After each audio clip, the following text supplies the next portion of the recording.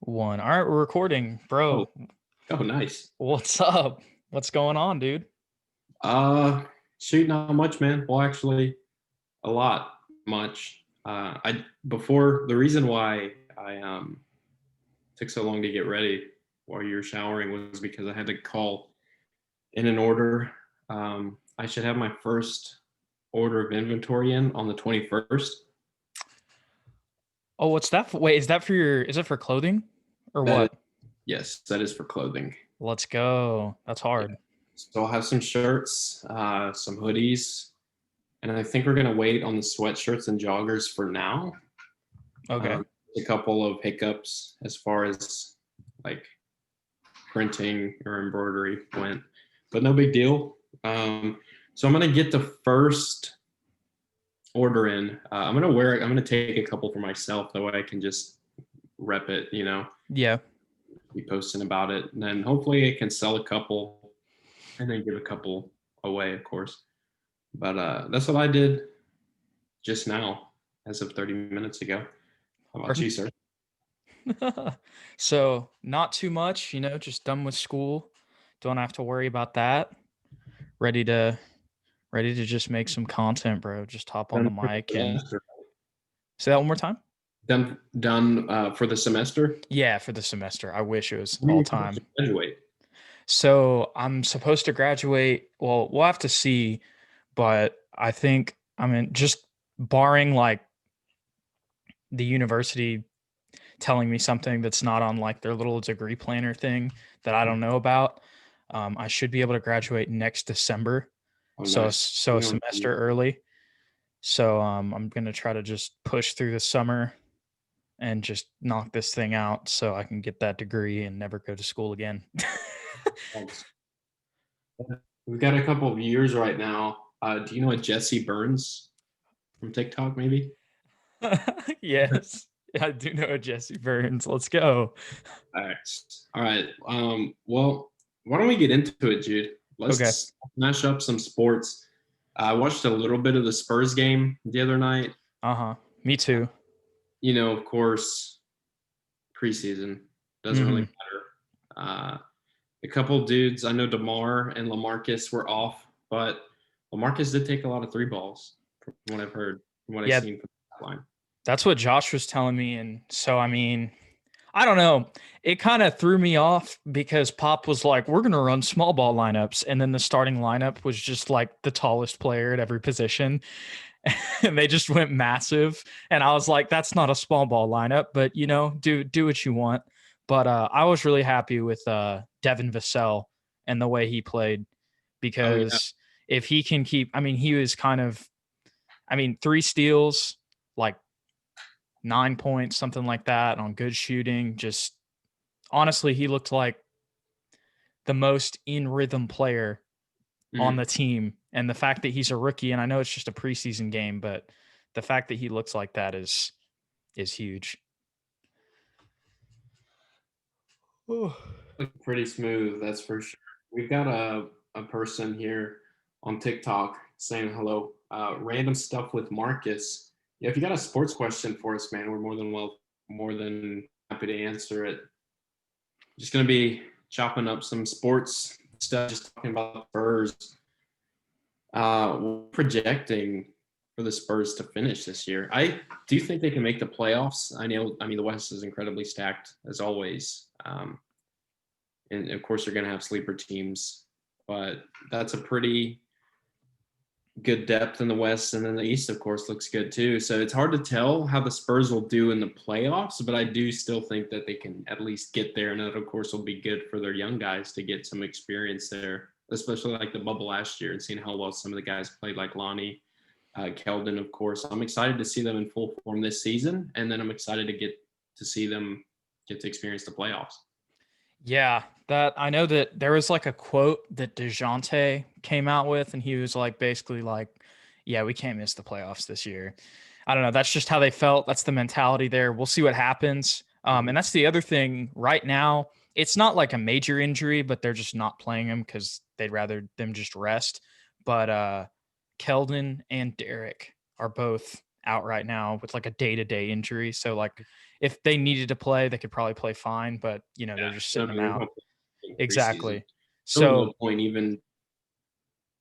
But no, you're good. I was just gonna say that like those two guys are probably the two young guys who look the best in the bubble. So I'm really excited to see mm, them. That was all I was gonna say. yeah, no, you're good. So I mean, kind of disappointing the way that they used Derek this past year, especially after seeing him pop off a couple times playing against Denver a couple years ago Hmm. in the playoffs. And then for him to come out and barely get minutes, not barely get minutes, but not getting as many minutes as somebody who's capable of putting up 30 a night should be getting. Hmm. Would definitely like to see him utilized a lot more this year. Would like to see the ball go through the offense and the ball in his hands quite often, to be honest with you. Yeah, I agree, bro. The way that he was pulling up in the bubble, I did not realize he had like that catch and shoot ability or that Mm. he was that good of a shooter. So, and I forget, I forget like what his assist totals was and what his like rebound total was, but I know he averaged like 22 in the bubble. So, if I want what I want them to do is I want them to play, this is just my opinion, I'm not a basketball coaching legend or anything, but like I would really like to see him play the 2 a little bit more with DeJounte because I get why they want DeJounte and he needs to be more consistent on offense. He's a guy who didn't play that great in the preseason game, but it is just one game. But having him in for that defense where he can kind of guard their best, scorer, unless it's a post or something. But like they're playing the Rockets, they need him to, guard Harden and all that stuff. But if I he can, I think a good solution for that, and I do like the idea of Dejounte in the starting lineup and guarding the best ball handler the other team's got. The other thing too is I haven't seen Derek and Dejounte mesh really well when they've been on the court together. So I can definitely see, especially if you want Derek, play more off ball a little bit, especially with his catch and shoot ability, is him coming off the bench in a 6-man type of role like Lou Williams, or maybe he replaces Dejounte after 7 minutes and then he comes on and just pours in buckets. yeah, I agree with that too. But the one thing I will say, because there has been trouble with DeJounte and Derek like last year, but there was like in those last couple games in the bubble, they were able to play together because what they were doing is they were having Derek come off screens, and that's when he was like pulling up. And so DeJounte would dish it to him. So if they play Derek like that, kind of with like off ball motion, right? Like kind of like the Warriors do, then they showed more promise than they did in the past. But also like you said, I don't hate Derek being that guy off the bench after 7 minutes either, because he can also distribute. And honestly, as much as I love DeJounte and I think he is a good point guard, probably Derek's just a better offense runner, like at this point. You know what I mean? Yeah. I mean, it'll be interesting to see how all the pieces fall together this year for the Spurs, especially with LaMarcus coming back. I'm hoping that the young guys sparked some kind of fire, and Yeah. it's like Rudy Gay, DeRozan, Aldridge, just because of how hard they played in the bubble and how bad they wanted it. I hope that rubbed off a little bit on some of the vets, and I think it did. We'll just have to see what it comes down to. Yeah, I know that Josh was telling me that Patty was saying that he was going to play like Australia Patty. And hey, in that first preseason game, he was cooking. So if he can play like that and just be like, another guy off the bench that can really just be like a spark plug Mhm. offensively, then that would be really good for him too. But Yeah, so the Spurs should have an exciting year, especially for Spurs fans. It should be an exciting year for Spurs fans. But when they run into a team like the Warriors in the yeah, playoff, they run into a team like the Lakers, Clippers. I just don't think that the talent level is there yet. I mean, there's no way for them to compete with teams like LeBron and AD or Kawhi and Paul George. But you never know. That's why you play. yeah. Hey, that's facts. That's facts. That's a great point. I just honestly, I'm not even. I hope they make the playoffs, but I'm not even 100% sure of that. But Yeah, we'll have to that's see. We'll Tig have to see. Swig just hopped on the Okay. live talk. I love Tig Swig. He's a really he always comments on my stuff. Um, Tig Swig, if you got any sports related questions for us, we're answering, bro. Just talking about the Spurs. what we expect from them this year, what we saw from them a little bit last year. How about the NFL, Jude? Because it looks like, of course, the Chiefs look like the best team far and away. Yeah, I agree with that. But with that being said, I mean, there are some teams up there, Jude, that look really good too. I mean, we got Buffalo coming on strong, really getting their Buffalo's a really good team, bro. And I just saw this video, okay, on Twitter from last night because Juju Smith-Schuster was doing like TikTok dances on the Bills logo. And then he was like talking to his team, right? Like Stephon Diggs and all of them. And he was like, they can do all their, like he was like cursing. He's like, they can do all their effing dancing. He's like, but we effing work. Like, and then they won. They went in there and beat him. So I respect that from Josh Allen, man.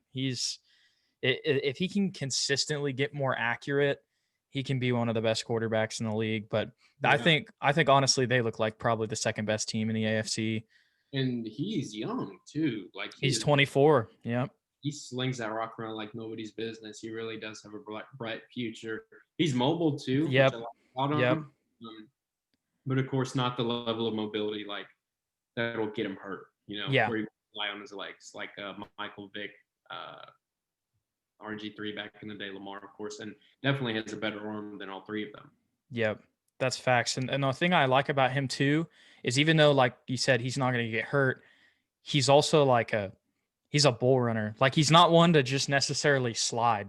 You know what I'm saying? Like Josh Allen will lower his shoulder, and that's just like a mentality thing that bleeds down your like entire team. When you talk about the Bills, they're not in like a huge market or anything. They're in Buffalo, New York, and like the mentality of that city and that community is kind of like blue collar. And so whenever their quarterback is going out there and like lowering his shoulders, like that's going to fire up the fans, that's going to fire up his teammates, that's going to fire up the defense. Like that, they're building a good thing in Buffalo, And bro. see Buffalo, yeah, they do play well together as a team. A lot of what you'll see in good football teams is that their offense plays well and their defense plays well, but they don't play together. You know Mm-hmm. what I'm saying? And it's a Yep. fine line to try and distinguish. But whenever you've got a player like Josh Allen who's takes off scrambling, right? And he meets a corner near the sideline, and instead of stepping out, he'll lower his shoulder for an extra 3 or 4 yards. I mean, the defense is getting going right there on the Yep. sideline, knocking That's them up. facts, bro. And you know what? They go score a touchdown or shoot, say he throws a pick the next play.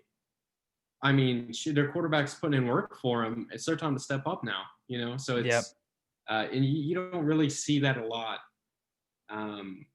in just good teams. Those are the teams that really separate themselves. Those are the teams that win Super Bowls. Year to year, those are the teams that are consistently at the top of the rankings. Bro, it's so funny you mentioned that. And you know me, like, of course, I'm going to bring up some LSU stuff, but I was reading I listened to Coach O's book that Bruce Feldman, who's like the Woj of college football, he wrote this book about him. And he literally has a part in the book where he talks about the difference between the 10-3 team from 2018 and the team and the undefeated team, national championship team in 2019 was that specific, like literally what you just said. Like it felt like before it was like there was offense and defense, but then in practice Joe Burrow would like basically there were a bunch of fights like in practice, but basically what it was is he got the defense's respect because over so many years there it was like the offense had just sucked and the defense had just been like working them. So and they knew that they, like you said, they have a quarterback who's doing that. Like that fired them up and it made them like a team, not just like, oh, like you said, an offense and a defense. Yeah, and you love watching football when both sides of the ball are clicking like Mm-hmm. that. Team. So I mean, we got the Chiefs, Yep. Buffalo, really solid. The AFC is looking pretty good. I mean, even the Steelers, they Yep. lost, whatever. They're still 11-2. Yep. They've got. They just had Bud Dupree. I don't know if he's out for the season, but he was a really dominant pass rusher. Oh yeah. Backer. But I know he's hurt now, but I mean, they're still strong up front on the D line.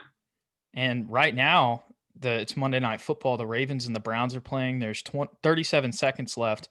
Looks like the Ravens might score here before halftime, but it's tied up at 14. And if the Browns can really kind of, I mean, I don't think they're going to compete with the Chiefs, But that's just another good team at 9-3. If they could win this game and move to 10-3, like that's just another solid team that has a really good defense and a really good run game and stuff like that. Obviously, they need a little bit more quarterback consistency, but like you said, I mean, this is probably the best the AFC has looked in a while.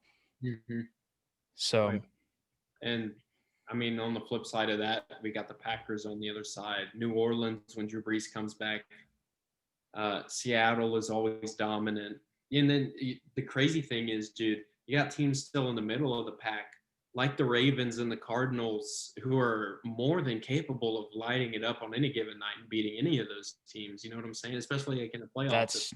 That's like facts, man. See a 9-7 team playing in the Super Bowl. Yeah, and so speaking of that, and I know that this is going to sound crazy to a lot of people because at this point it just feels like the NFC East is a joke, but I mean, I I know obviously I'm a Saints fan, so I'm biased when a team beats mine, but like Jalen Hurts is legit. Like and that's the thing, like that Eagles team, like if they find a way in the playoffs, they're not going to be just an easy out if Jalen Hurts keeps winning games like this. Because yes, I get Taysom Hill was playing and he fumbled the ball away late in the game when they could have gone down the field to take the lead. But like that has nothing to do with the Saints defense, which this year has been like one of the best in the league. And Jalen Hurts was able. Do you realize, Joe, that it was the longest streak in NFL history that the Saints had not given up an 100-yard rusher, right? Wow. Yeah, it was like 60 games over like 4 seasons. Yeah, it was a while. Jalen Hurts went for 100 yards on the ground. In his first, that's what I'm saying, bro. And you got to understand, like, I know he had like throwing troubles at Bama, but he still has got championship pedigree. He's never bothered by the scenario. He's never too high. He's never too low. And then he went to Oklahoma and basically like became like an above average like passer. Like that's what he worked on there. That was probably like his one knock when he was at Bama, which is why Tua took his job. But then he went and worked with Lincoln Riley for a year and became one of the best passers in college football. And that's why he got drafted, as a first, second round draft pick in the NFL. So that I'm just saying that Eagles team, if they can win out and somehow sneak in, that's not going to be, if it's Jalen Hurts at the helm and he's just undefeated, like that's going to be a team that also could, give teams trouble. Maybe they'd still get knocked out in the first round, but they're not going to be easy. You know what I'm saying? Yeah, so I'm glad you brought up the topic of Jalen Hurts because obviously I'm an Eagles fan. Jalen Hurts did play lights out, and we haven't seen the Eagles offense like that all year. Even Miles Sanders got involved with like an 80-yard touchdown. And did this arguably against like the best defense in the NFC. Like, so having Jalen Hurts in there, aside from throwing the ball, but just giving the Eagles offense just an entirely different dimension. Yep. More things just start to open up, and you immediately saw that when Miles busted an 80-yard touchdown run. But even moving beyond that, Jude, it'll be interesting to see how the NFC East shapes up. We could see the Giants taking the playoff. Yeah. Colt McCoy becomes a starter again like he should. This year, 2-0, beat one of the best teams in the league in the Seahawks. But then, of course, Jalen Hurts with the Eagles and their new offense. And granted, maybe New Orleans wasn't ready to play the Eagles with Jalen Hurts. I mean, there's no film anywhere where you can watch Jalen Hurts play for the Eagles. And I see, as much as I hate to say it, even if the Eagles do make the playoffs, and I still do think, though, however, they can win a game or two, they just don't have any weapons. I agree, bro. And I don't mean to bring this up again, but I have some friends like that are big Eagles fans. And one of the things that they were so pissed about in the draft was how they took Jalen Reagor over Justin Jefferson. Yeah. And Justin Jefferson right now has like broken Randy Moss's rookie records. Like, what's the most upsetting thing about the Jalen Reagor pick is that not only was Justin Jefferson still on the board, but I think CeeDee Lamb was also on the board. No, CeeDee Lamb wasn't. He was picked by the Cowboys at 17. But you know who else was? Brandon Ayuk, who's been going off for the Niners this year. And what about Chase Claypool? Because I know Justin Jefferson was still available, and I know there were at least a handful of guys. I think Claypool was still there too. I think so. It's frustrating with the picks that the Eagles have made in the past 3 years, and I don't want to turn this into an Eagles podcast. No, you're good, bro. With the amount of talent that has been on the board that are like no-brainer picks too. Yeah. Versus who they end up picking, it's so frustrating for an Eagles. And I don't even like Jude, you know, I'm a football fan. You know, I like college football way more. Like if I could watch one more thing for the rest of my life, it would be college football. Yeah. But I'm still an Eagles fan, but not as much as the Longhorns. So like you're just like whatever. Whatever. But the fact that they make picks like Nelson Aguilar and Jalen Rager and picking up dudes at corner in the first round over other corners who like took over in college football, I'm like, dude, what are you doing? Yeah. I have some Eagles fans, man, and they're they don't like Howie Long, the GM. They kind of want him to go. What's up, man? I'm recording a podcast. Let's go. Is Josh in here? How was the wedding? I mean, I did not mean to say that. I meant to say that. I was about to say Josh is getting married. Not yet. It was a celebration, so it was good. It was good. It was really good. That's good. Love to see it. Facts. All right, let's stop talking about the Eagles. So, to be honest with you, Jude, I haven't seen much of the NFL this year, and I know I post a lot of NFL videos on TikTok, but obviously I watch more college, and I know you probably watch more college too. A couple of things I'm frustrated about this year about the college football season is how Texas A&M is ranked so high, and how they may have a shot in the playoff. And who is the one team that is their signature win, Joe? Who's Texas A&M's signature win? Florida. And who did Florida just lose to? Team down in the bayou. It's literally statistically the worst LSU defense in history. And Kellen Mond threw like 33% or something. Yeah. And Kyle Trask, the team that's their signature win, threw 2 interceptions and fumbled. Jeez. So, anyways, I'm just saying that their signature win looks even worse now. So, yeah, there's no way they get in, I don't think. And I know that they are ranked really high, but I don't think the committee's going to put them in at 4 because if that last Florida game told us anything, it's that Bama's going to beat the crap out of them. Or even if they don't beat the crap out of them, they're going to beat them. And so the committee's not going to put Bama in at 4 or A&M in at 4 when Bama's going to be at 1. You know what I'm saying? Because they already know the result of that game, and it's 52-24. So I think that, honestly, I've been hearing some talk. I don't think this is going to happen because I think what's going to happen is that Ohio State's going to get in, and then Clemson's going to beat Notre Dame. So Notre Dame will probably be the 4 seed.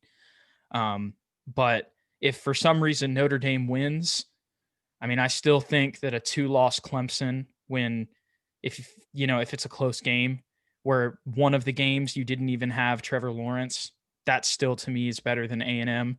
But also they're saying that a 2-loss Big 12 champion might get in, but I feel like that's just going to be a beating. So I don't know what the committee would do in that situation, but I do feel at that point, like if you have a 1-loss Texas A&M versus a 2-loss Clemson, even though one of the games was without Trevor Lawrence, like you still got to show up, And I think you're right. You're probably I don't mean to interrupt you, but I was listening to a show and they're saying if Clemson loses again, they're probably going to be out. Yeah, but like, you can't just give them something because of what they've done in the past. Like, yeah, regardless of what happens, like if your quarterback goes down, it's next man up. And they still went to double overtime with DJ Uiagalelei. But hey, no, honestly though, I'm pretty sure Clemson's going to win. So, And I think that's going to wrap it up for the top 4 because I think Notre if it's a close game, Notre Dame gets in at 4 easy. Oh yeah, for sure. And I don't know if it'll be close. I'm not entirely impressed by Notre Dame. Me either. Watch them too often, but looking at their strength of schedule and looking at how just their play style. They beat Louisville 12-7. Right, and that doesn't sit well with me. Do you know how much Clemson with Trevor Lawrence beat Louisville this year? Let me look at the score. I want to say they beat them by like 66 points or something. Oh, let me see. Yeah, because that was earlier in the year, right? Or I guess they haven't played Louisville this year. Somebody told me that. Maybe it was last year. I don't know. I could have swore that they beat Louisville by a lot, but obviously I don't know what I'm talking about. Maybe it's Georgia Tech that they played. Let's see.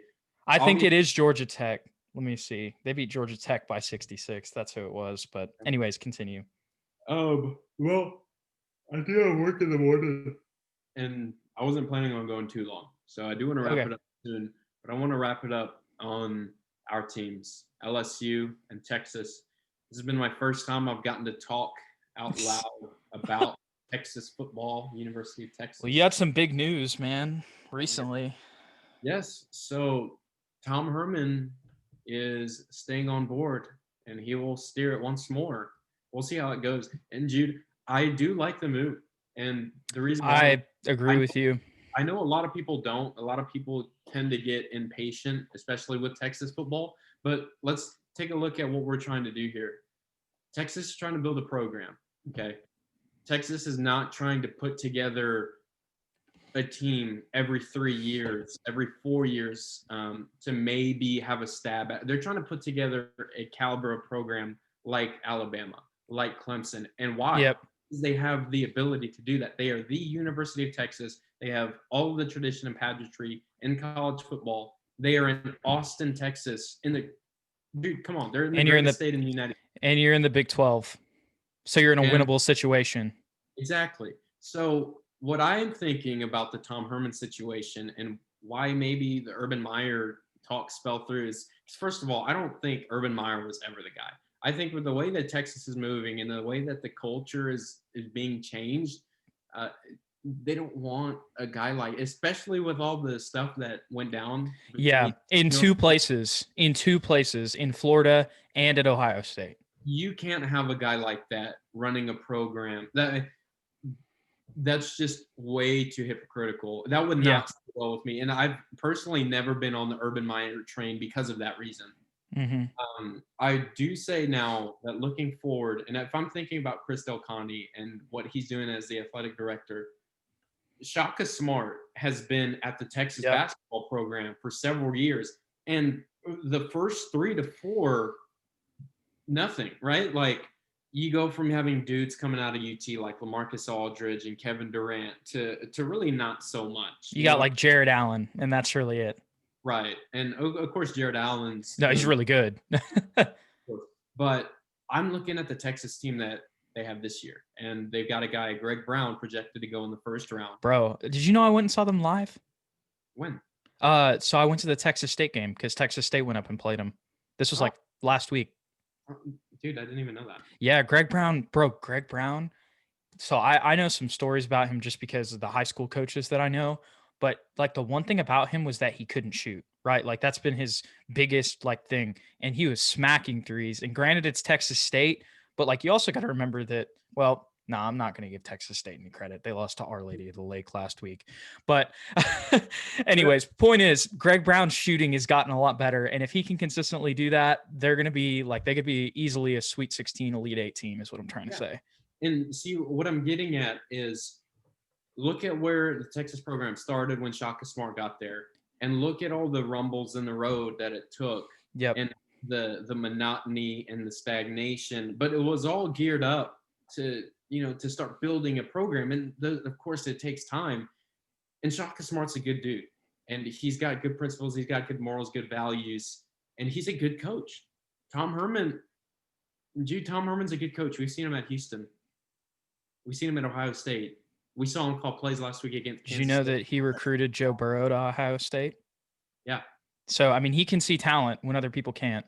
And Texas is building a program.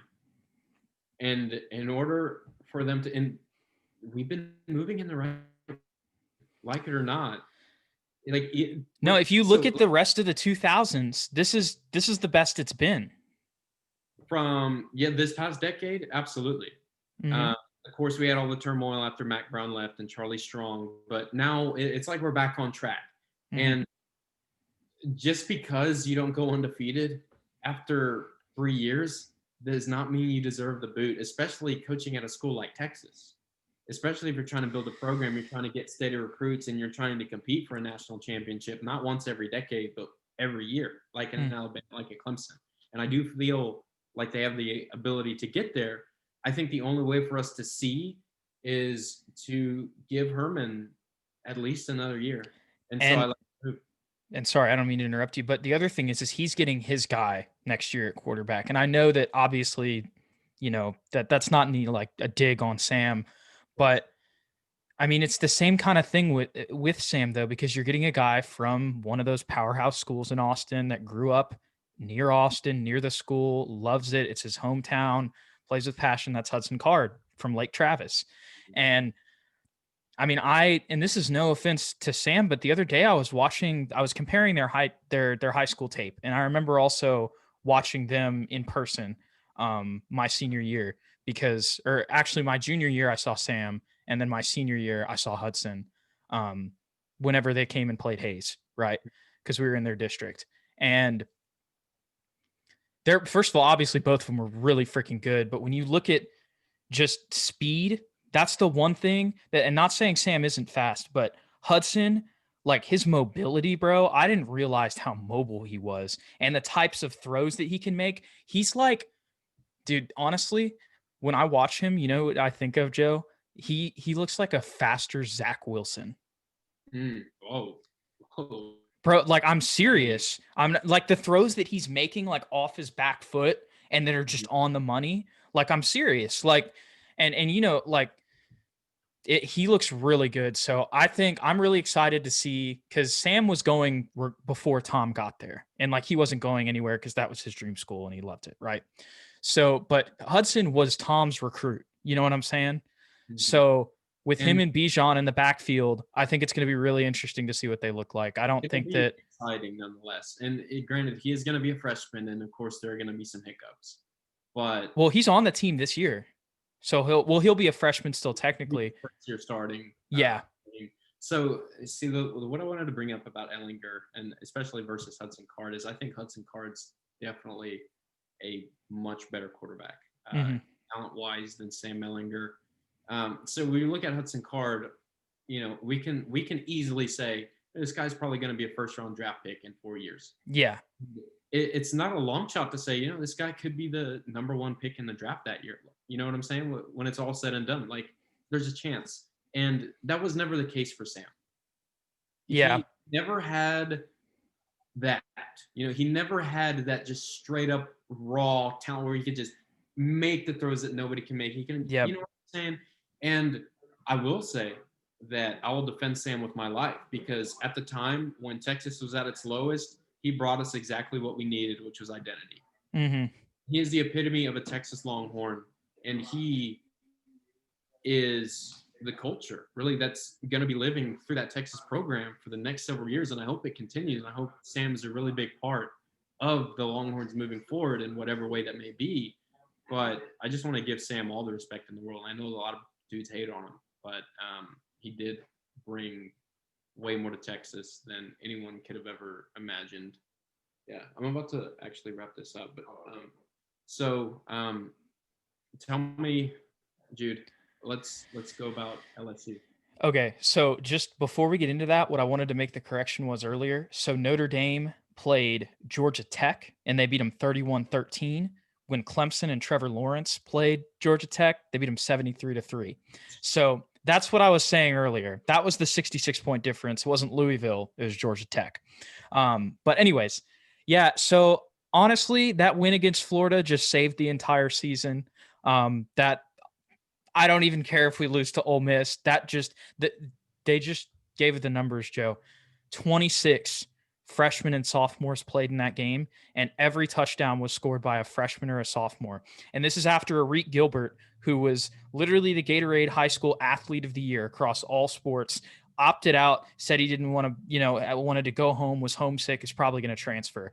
And one of the things that O said this week before the game was, and he'd been saying this all year, and it was like, okay, we're still getting beat the crap out of by everybody. So what are you really saying, dude? But he said, we're going to find out who, like, his voice, he was like, we're going to find out who our real Tigers are. And a bunch of these true freshmen and sophomores went into the swamp and kicked Florida in the teeth. So I feel great. I'm not expecting like a national championship or anything next year, but I mean, Max Johnson looked phenomenal. His dad was a Super Bowl winning quarterback. So, I mean, he's got like that championship pedigree.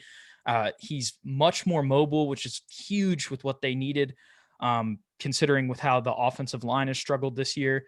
So I want to say a couple words about that win over Florida. That's really huge for that program, especially with all the young guys, like you said, that were playing in that game, 26 freshmen and sophomore. That's an insane number, first of all.